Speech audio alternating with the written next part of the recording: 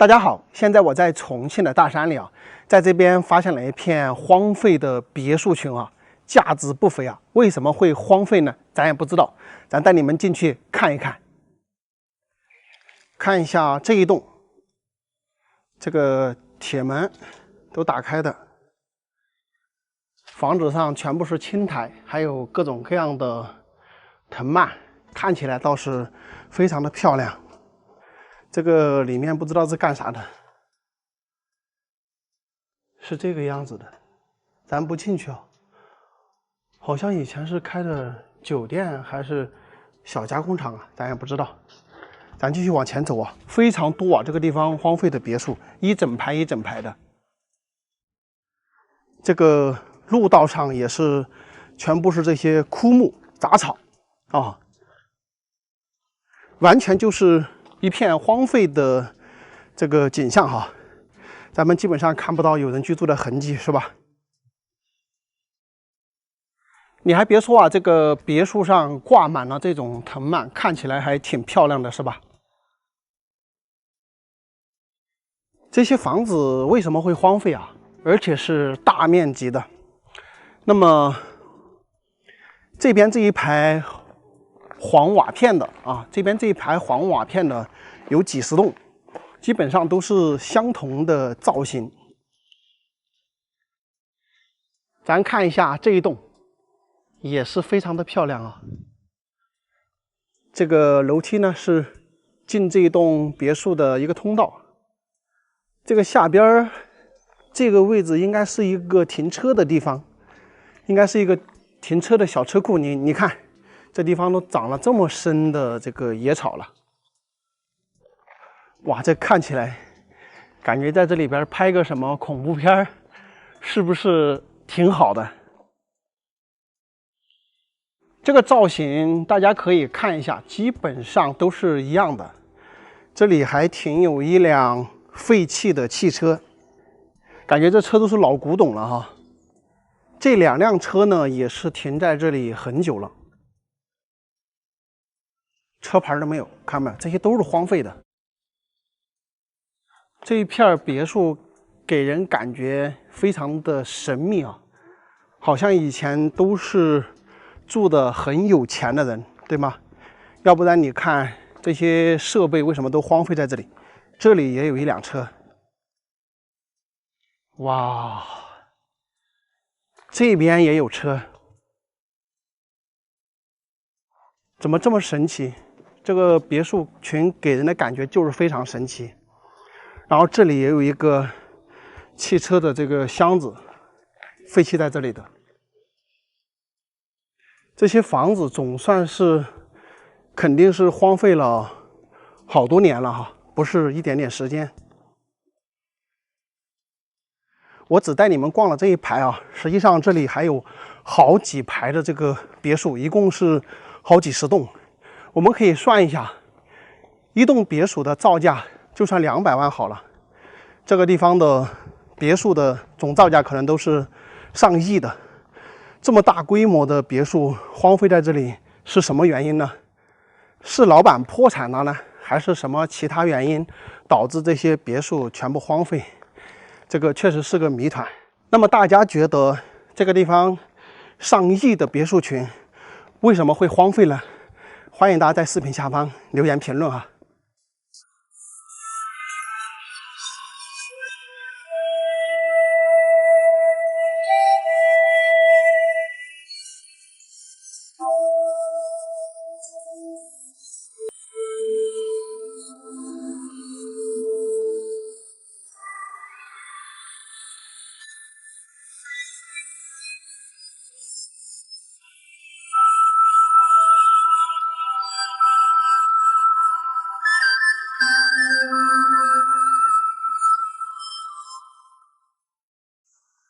朋友们，大家好！现在我在遵义绥阳县的宽阔水自然保护区，我在这个山顶上啊，发现有一栋空置的房子，这个位置的环境是非常漂亮啊，带你们去看一下，看看你们有没有人喜欢的。我说的房子呢，就在这个前面一点，而且是公路通到家门口。那么这个位置已经是偏山顶的位置了哈。因为我车呢已经是开到这个房屋门前去了。因为为什么要走下来呢？是走下来给你们看一下整个周围的这个环境，看一下。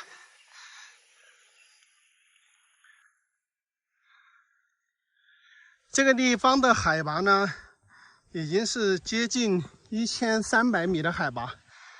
看一下这里的环境，然后我给你们看看啊，这个路边好多的草啊，稍微养一点牛和羊是非常爽的一个地方啊。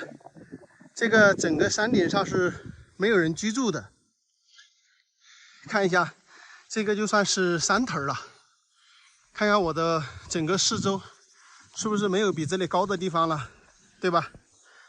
这个位置就是山顶的位置。然后就在这个岔口里面，竟然住有一户人家，你说神奇不？我们来看一看啊，我车子已经停到这个门口了，你看一下。公路呢就通到这个山顶，然后翻山下另外的地方去。房子呢正好建在这个山顶一个垭口的一个位置啊。哎，懂的朋友们看一看，这个房子建的位置怎么样？你看一下，这边是山，这边是山啊，两个山头。然后这个房子的后边呢有一个平顶的一样的山。房子也在这里啊，看看这个房子呢，已经是很久没有人居住了，不知道之前是住的人还是办公的啊。这个电线，我看一下有没有电线。电线好像是现在已经不通电了。好几间房子啊，这个里边有些什么？哇，这里还有一个机器。难道这个是建来干什么的吗？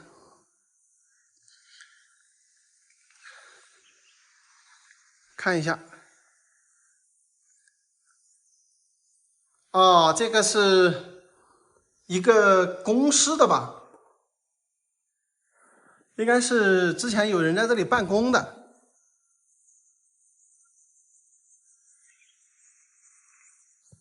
我们看一下这里面。这里面已经是空空的了啊，什么东西都没有了，已经是没有人在了。然后呢，它这个房子呢是外边也有一间像是客厅一样的，然后里边呢也是可以住人的。因为这种山里面的房子呢，我基本上不进去的啊，就走到门口瞧一瞧。然后这边是干什么呢？这边是一个偏房，应该是放一些杂物之类的。